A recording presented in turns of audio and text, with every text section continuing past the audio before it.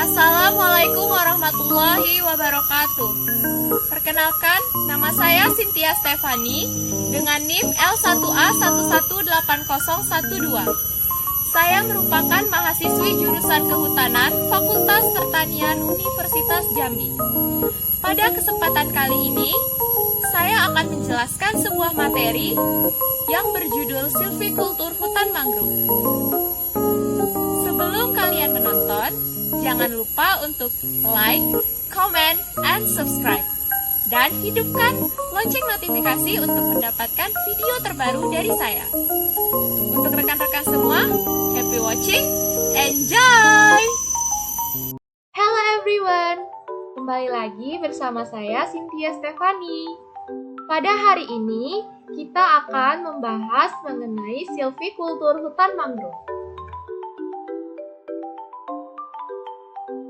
Sebelum kita masuk ke pokok pembahasan, ada baiknya kita mengetahui apa saja yang akan kita bahas bersama nantinya. Yang pertama mengenai sejarah silvikultur hutan mangrove. Yang kedua mengenai konsep dasar silvikultur hutan mangrove. Yang ketiga mengenai tujuan silvikultur hutan mangrove. Yang keempat mengenai fungsi hutan mangrove. Dan yang kelima mengenai tahapan kegiatan silvikultur hutan mangrove.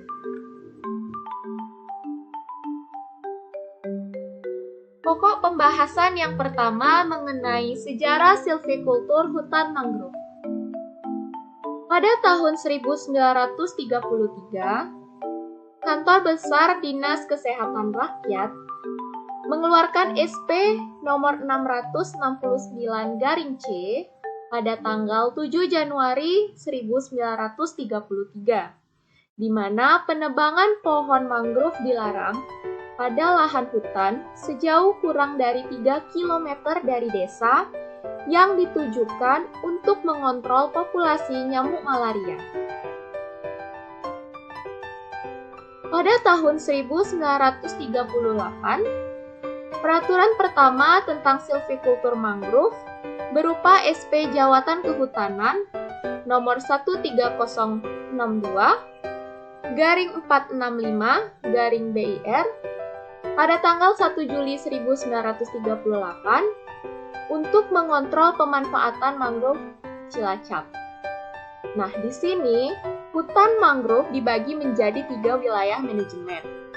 Yang pertama, hutan produksi mangrove dengan rhizopora sebagai jenis dominan. Di areal hutan ini diberlakukan sistem tebang habis dengan meninggalkan 60 sampai dengan 100 pohon induk yang berdiameter lebih dari 20 cm per hektar. Yang kedua adalah hutan mangrove yang tidak layak untuk produksi kayu. Dan yang ketiga, hutan lindung sepanjang garis pantai dan pinggir sungai dengan Avicennia dan asosiasinya merupakan jenis mangrove utama. Pada tahun 1952, Versteg memperkenalkan working plan untuk hutan mangrove di Bengkalis yang menggunakan suatu sistem yang disebut area method. Berdasarkan metode ini, siklus tebang diatur 30 tahun dengan meninggalkan 64 pohon induk dengan keliling pohon 45 cm per hektar yang tersebar merata di seluruh areal hutan bekas tebangan. Menurut metode ini, hutan mangrove dibagi ke dalam subblok dengan luas 120 hektar per subblok. Sekitar 4 hektar dianjurkan untuk ditebang setiap tahunnya. Pada tahun 1956, Lembaga Peneliti Hutan pada tanggal 30 Juni 1956 menetapkan sistem silvikultur dengan standar Clear Cutting System. Pada tahun 1972, Divisi Produksi dan Perencanaan Hutan, Dirjen Kehutanan, merekomendasikan sistem silvikultur Modif Clear Cutting System atau Stripwise Selective Filling System. Dengan beberapa rekomendasi dari sistem ini adalah dilarang adanya aktivitas logging di areal hutan selebar 50 meter dari garis pantai atau 10 meter sepanjang pinggir sungai. Logging hanya diperbolehkan pada jalur selebar 50 meter dengan posisi tegak lurus garis pantai. Sementara itu, suatu jalur selebar 20 meter di antara jalur yang ditebang tidak boleh diganggu, karena fungsinya sebagai penghasil biji untuk menjamin regenerasi alam.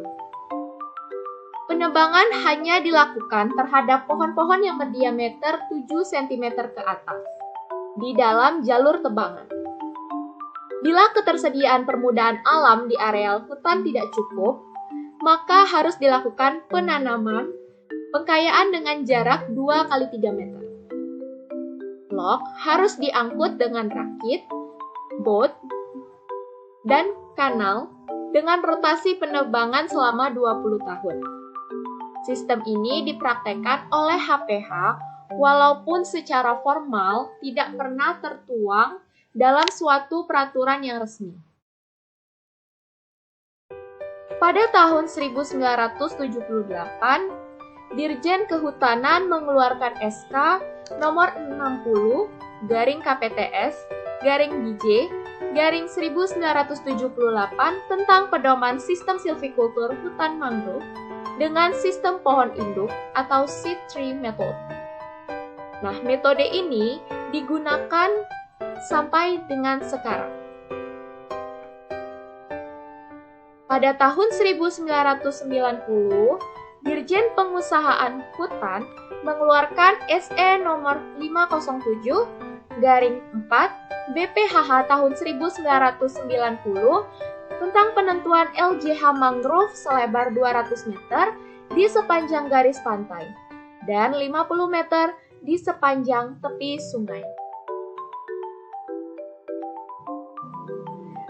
Selanjutnya, kita akan membahas mengenai konsep dasar silvikultur hutan mangrove. Hutan mangrove adalah tipe hutan di sepanjang pantai atau muara sungai yang dipengaruhi oleh pasang surut air laut. Substratnya umumnya berlumpur, dan hutan ini menyebar dari kawasan tropis hingga subtropis. Komposisi jenis mangrove itu tergantung pada tanahnya, intensitas genangan, dan salinitas air laut.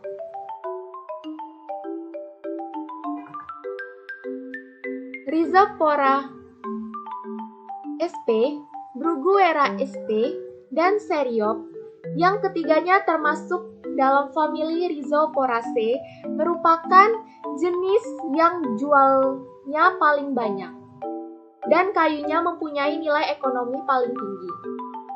Nah, karena ada beberapa permasalahan dalam peremajaan dan permudaan pada hutan mangrove, maka sistem silvikultur ini diadaptasi dengan menggunakan sistem pohon induk.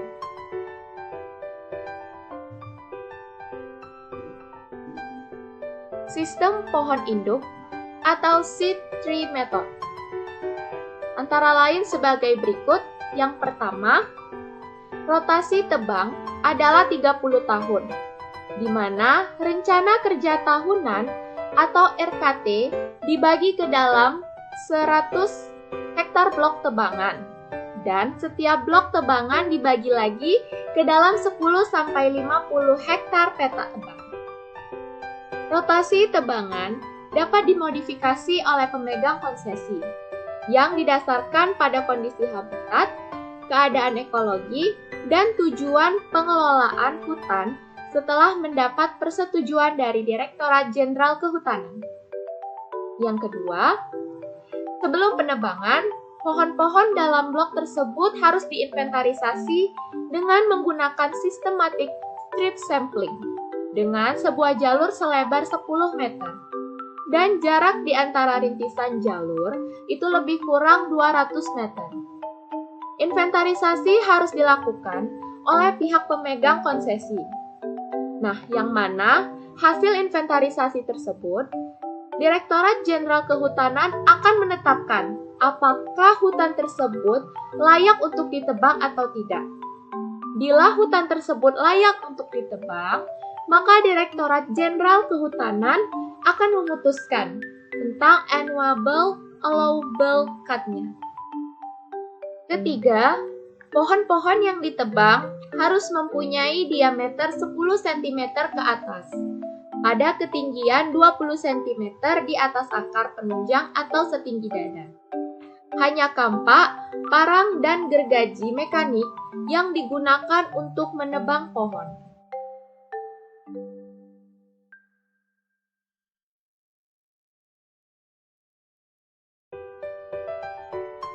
Keempat, pengeluaran kayu dari dalam hutan dilakukan dengan perahu melalui sungai, alur air, atau parit.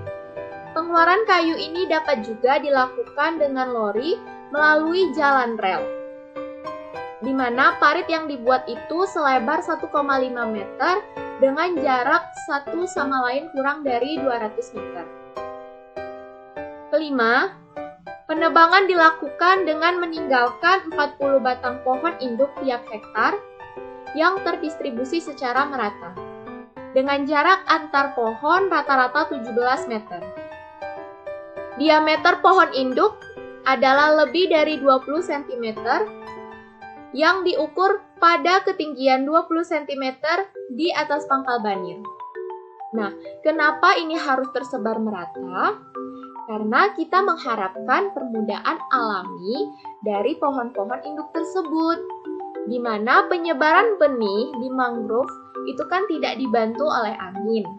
Nah, melainkan dia nanti akan jatuh dan mencapai di bagian bawah pohon induknya.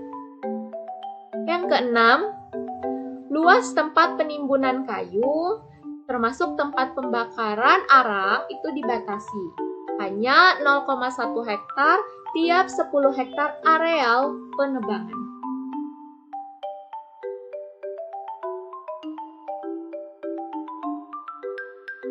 Ketujuh, wilayah yang permudaannya rusak seperti bekas tempat penebangan pohon, kiri kanan parit, bekas jalan rel, dan bekas tempat penimbunan kayu itu harus ditanami jenis pohon anggota Rhizoporaceae. Yang kedelapan, membuat jalur hijau selebar kira-kira 50 meter di sepanjang tepi pantai dan 10 meter di sepanjang tepi sungai, saluran air, dan jalan-jalan utama.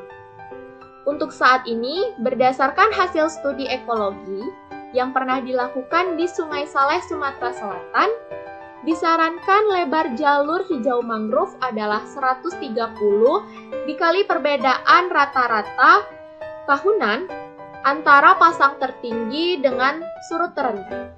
Nah, hasil penelitian ini juga tertuang dalam PP nomor 32 tahun 1990 tentang pengelolaan kawasan lindung.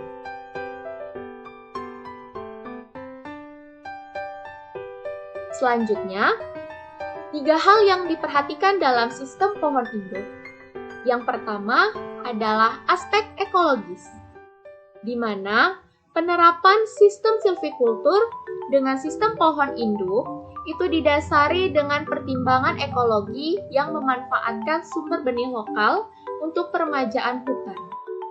Nah, benih dari pohon induk yang terpilih dan sehat dapat dikatakan unggul karena mampu bersaing dan beradaptasi dengan kondisi lingkungan setempat. Dengan adanya pohon induk sebagai sumber benih, peremajaan hutan diharapkan agar komposisi jenis pada hutan mangrove ini tidak mengalami perubahan secara drastis, sehingga kondisi ekologis dan fungsi hutan mangrove-nya dapat berjalan dengan baik. Yang kedua adalah aspek ekonomis, di mana pemilihan sumber benih dengan memanfaatkan pohon dapat menekan biaya pada kegiatan pengadaan bibit, mulai dari persemaian, pemeliharaan bibit, pengangkutan bibit, dan lain sebagainya, serta memaksimalkan jumlah panenan. Yang ketiga adalah aspek teknis, di mana aspek teknis dilakukan dengan mempertimbangkan jumlah tebangan dengan aspek ekologi dan pemilihan pohon induk yang baik serta sehat, dengan memperhitungkan luas dan jarak antar pohon induk. Nah, pelaksanaan secara teknis harus dapat mengakomodir jumlah panenan dalam jumlah sebanyak mungkin. Namun, harus meminimalisir kemungkinan kerusakan pada pohon induk yang ditinggalkan. Dengan demikian, harus ada sinkronisasi antara kegiatan penebangan dan kegiatan pemeliharaan.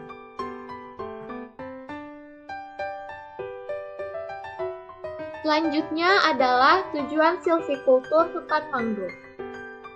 Nah, tujuan silvikultur hutan mangrove itu adalah untuk menghasilkan kayu sebagai bahan pembuatan arang, kayu bakar, dan serpihan kayu atau chips. Secara ekologi, hutan mangrove juga berfungsi sebagai tempat berkembang biak, ikan, dan hewan lainnya, tempat berlindung, tempat mencari makan berbagai biota laut, mencegah abrasi, mencegah intrusi air laut, mencegah perkembangbiakan nyamuk, dan sebagai stabilisator ekosistem perairan.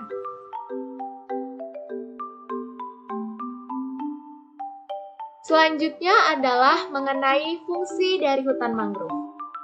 Nah, terdapat 3 fungsi hutan dari hutan mangrove, yaitu fungsi fisik, biologis, dan ekonomis.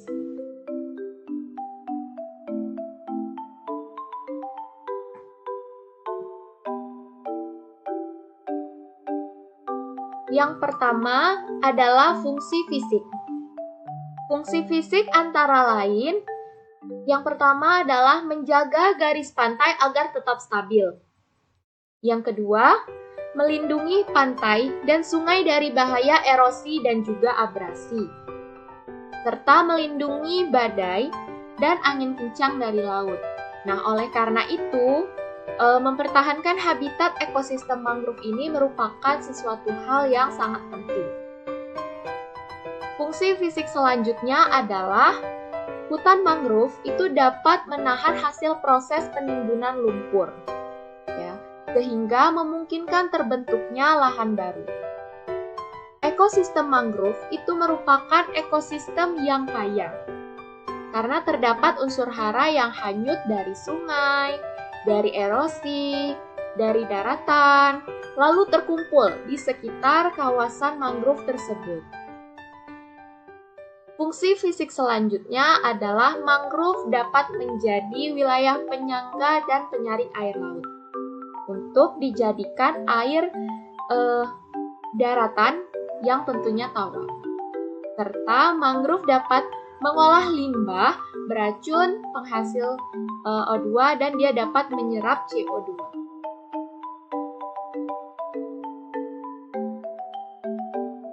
Selanjutnya adalah fungsi biologis. Nah, fungsi biologis ini antara lain menghasilkan sumber makanan, ya, berupa bahan pelapukan. Nah, sehingga penting bagi keberlanjutan rantai makanan. Lalu tempat pemijahan dan berkembang biaknya ikan-ikan, kerang, kepiting, dan udang. Lalu tempat berlindung, bersarang, dan berkembang biaknya burung maupun satwa lain. Sumber plasma nutfah dan sumber genetik serta habitat alami bagi berbagai jenis biota. Jadi di dalam sistem silvicultur silvikultur mangrove ini ada beberapa pertimbangan kondisi ekosistem yang kemudian digunakan untuk menetapkan sistem silvikultur yang akan diterapkan. Nah, di mana mangrove itu mempunyai peranan yang sangat sentral dalam menentukan kesehatan ekosistem perairan. Karena biasanya mangrove itu tempat pemijahan dari berbagai jenis hewan, ya, terutama hewan-hewan laut, di mana fauna tersebut merupakan mata rantai penting dalam suatu ekosistem.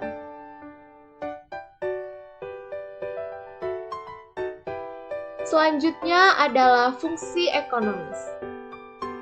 Fungsi ekonomis ini antara lain sebagai penghasil kayu, di mana kayu ini dapat dijadikan kayu bakar, arang, chips, ataupun bahan bangunan. Fungsi ekonomi mangrove lainnya yaitu penghasil bahan baku industri. Nah, bisa seperti pulp, tanin, kertas, tekstil, makanan, obat-obatan, kosmetik, dan lain sebagainya. Fungsi yang ketiga yaitu sebagai penghasil bibit. Bibit ikan, ya, nener, kerang, kepiting, ikan bandeng, dan lain sebagainya, yang dapat diterapkan melalui pola tambak silvofishery, dan dapat juga sebagai dijadikan tempat wisata, tempat penelitian, maupun pendidikan.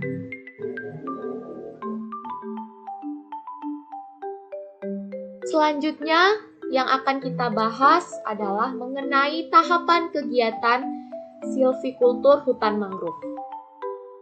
Tahapan kegiatan silvikultur hutan mangrove yang pertama adalah inventarisasi. Kegiatan ini dilakukan untuk mengetahui keadaan pohon, permudaan, fisik lapangan, dan sosial ekonomi di sekitar hutan. Tujuannya adalah untuk menetapkan tindakan penebangan atau penjarangan serta sebagai bahan untuk menyusun rencana kerja. Nah, objek inventarisasi ini meliputi semai, pancang, dan pohon. Di mana kategori semai untuk wilayah mangrove itu merupakan permudaan yang tingginya kurang dari 1,5 meter. Untuk pancang, itu merupakan permudaan yang tingginya lebih dari 1,5 meter dengan diameter kurang dari 10 cm. Sedangkan pohon itu merupakan tumbuhan dengan diameter 10 cm atau lebih yang diukur pada 20 cm di atas pangkal akar tunjang atau banir. Nah, untuk inventarisasi pohon itu dapat dilakukan dengan metode systematic street sampling, di mana jalur inventarisasinya itu 10 meter, yaitu 5 meter ke sebelah kiri dan 5 meternya ke sebelah kanan jalur rintis. Untuk rintis pertama, ditetapkan secara acak dengan jarak jalur rintis itu 200 meter memotong arah garis perbedaan pohon, di mana semua pohon dalam jalur rintis nantinya akan dicatat jenisnya dan juga diameternya. Nah, untuk inventarisasi permudaan itu dilakukan dengan metode systematic plot sampling. Untuk semai, dicatat jenis dan jumlahnya pada petak berukuran 2 x 2 meter. Petak itu dibuat setiap jarak 100 meter dengan posisi berseling dengan arah rintis. Sedangkan pancang itu diamati pada petak 5 x 5 meter dengan jarak 100 meter posisi berseling dengan rintis. Untuk pengolahan datanya, nama jenis itu dibedakan berdasarkan kelompok Rhizophoracea dan non-Rhizophoracea. Nah, volume pohonnya itu dihitung berdasarkan tabel isi jenis dan dikelompokkan berdasarkan kelas diameter. Nah, kelas diameternya ini bisa dibuat dengan range 10 cm ya. Jadi 10 sampai 20 cm, 21 sampai 30 cm, 31 sampai 40 cm, dan 40 cm ke atas ya. Yang mana nantinya penebangan itu dapat dilakukan dengan meninggalkan pohon induk secara acak sebanyak 40 batang per hektar, atau pada areal tersebut telah ada permudahan semainya sebanyak 2.500 batang per hektar dengan jarak tumbuhnya 2 kali 2 meter.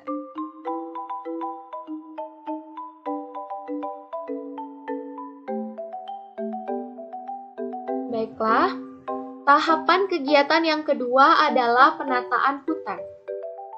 Pada kegiatan penataan hutan dilakukan pemberian tanda batas, di mana patok diberikan cat berwarna merah pada setiap 100 meter. Atau pada pohon bisa juga diberikan cat merah setiap 25 meter.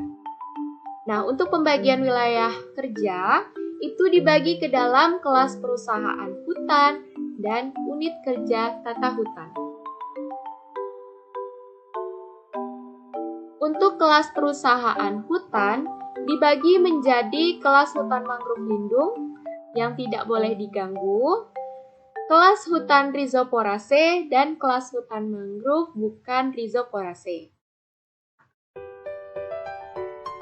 Untuk kelas hutan rhizoporaceae ini dibagi lagi ke dalam kelas hutan mangrove masa tebang, nah di mana pohonnya itu belum pernah ditebang atau 30 tahun setelah ditebang.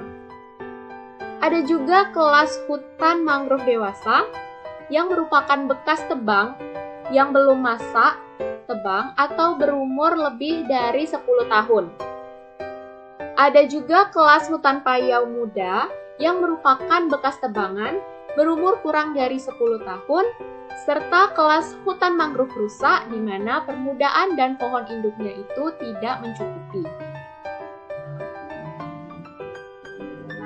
Nah, pada unit kerja tata hutan, wilayah kerjanya dibagi ke dalam areal kerja 5 tahunan untuk siklus 30 tahun. Nah, di mana areal kerja 5 tahunan itu dibagi lagi ke dalam areal kerja 1 tahunan. Nah, areal kerja 1 tahunan itu dibagi lagi ke dalam blok-blok dengan luas blok 100 hektar. Setiap blok dibagi ke dalam petak-petak dengan luas petak 10 sampai 50 hektar. Tahapan kegiatan yang ketiga adalah penyusunan rencana kerja. Rencana kerja disusun berdasarkan atas hasil inventarisasi. Disusun dalam bagan kerja dan telah disahkan oleh instansi yang berwenang. Tahapan kegiatan yang keempat adalah penunjukan pohon induk. Jenis yang ditunjuk sebagai pohon induk adalah Rhizopora sp, Bruguera sp, dan Seriop sp, yang berjumlah 40 batang per hektar dengan jarak 17 meter. Pohon induk ini harus berdiameter minimal 20 cm yang diukur 20 cm di atas banir. Pohon induk harus memiliki kriteria berbatang lurus dengan tajuk lebat dan sehat. Pohon induk diberi nomor urut dan nomor petak serta dilukiskan pada peta dengan skala 1:10.000.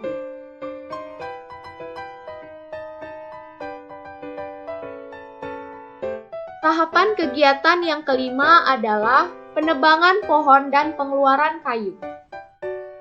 Pohon yang boleh ditebang apabila telah berdiameter 10 cm ke atas dengan siklus tebang 30 tahun atau bisa disesuaikan dengan tempat tumbuhnya, tujuan pengusahaan, dan ekologi setelah mendapat persetujuan instansi yang berwenang. Peralatan yang digunakan untuk menebang itu hanya boleh parang, kampak, dan juga gergaji mesin. Penebangan dilakukan dengan meninggalkan pohon induk sebanyak 40 batang per hektar. Nah, pada umur 15-20 tahun setelah penebangan, dilakukan penjarangan dan ditutup kembali dari penebangan sampai berumur 30 tahun. Untuk pengeluaran kayu, dapat dilakukan melalui sungai, alur air, atau dengan parit yang dibuat selebar 1,5 meter, atau bisa juga dengan lori melalui jalan rel. Nah, penentuan arah rel atau parit itu ditetapkan dengan cermat, dan jarak antar rel atau parit tersebut dibuat kurang dari 200 meter. Ketiga, ketika penebangan, pembagian batang dan juga pengeluaran kayu itu harus dicegah terjadinya kerusakan terhadap pohon induk, permudaan, dan tanah hutan. Nah, hal ini dapat dilakukan dengan cara terlebih dahulu menetapkan arah rebah pohon yang tepat, lalu tidak menarik pohon yang tersangkut dan tidak menebang permudaan kayu yang berjenis Rhizoporaceae. Untuk luas tempat penimbunan kayu atau TPN, itu termasuk juga dengan pembakaran arangnya, dibatasi hanya seluas 0,1 hektar atau 10 areal penebangan, di mana TPN dan jalan pengeluaran kayu nantinya digambarkan pada peta dengan skala 1:10.000.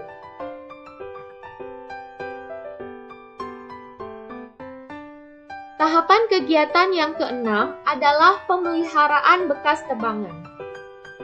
Pemeliharaan bekas tebangan itu dapat dilakukan dengan cara penjarangan. Nah, penjarangan ini dilakukan dengan menebang sebagian pohon untuk memperlebar jarak antar pohon sehingga pertumbuhan yang tinggal akan menjadi lebih baik. Penjarangan dilakukan 1 kali pada umur 15-20 tahun setelah penebangan, atau jika hasil inventarisasi sudah lebih dari 1.100 pohon per hektar. Nah, pada waktu penjarangan, pohon induk juga bisa ditebang, ya. Pada waktu penjarangan, tumbuhan pengganggu seperti tumbuhan pemanjat, pakis, dan jenis pohon yang kurang mempunyai nilai ekonomi itu dapat ditebang dan dimatikan.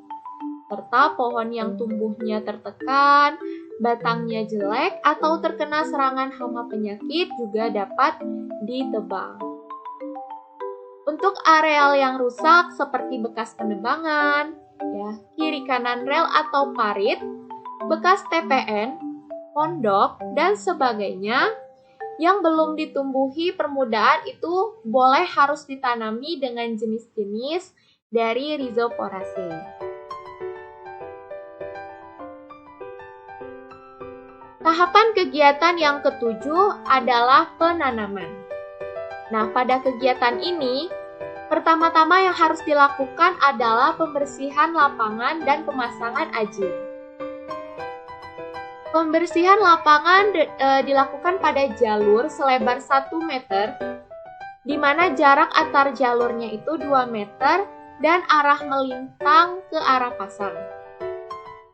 Pada jalur, pemasangan ajir dengan jarak 2 sebagai tempat penanaman. Selanjutnya adalah pengumpulan buah.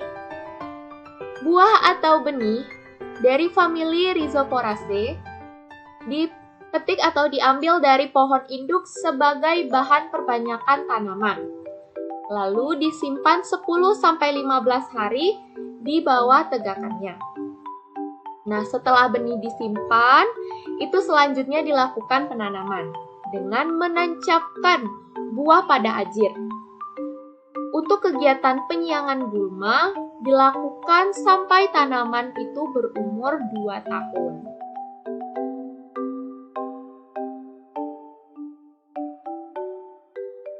Tahapan kegiatan yang ke-8 adalah perlindungan hutan, di mana hutan dan tanah hutan dilindungi dari penebangan liar, penyerobotan tanah hutan, hama dan penyakit, dan sebagainya.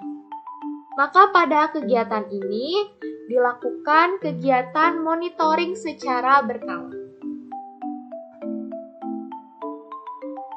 Baiklah, sekian dari saya. Terima kasih. Jangan lupa like, comment, and subscribe. Thank you. Sekian penjelasan dari saya. Semoga apa yang saya sampaikan dapat bermanfaat untuk kita semua. Saya akhiri dengan wabillahi taufiq wal hidayah. Wassalamualaikum warahmatullahi wabarakatuh. Salam rimba.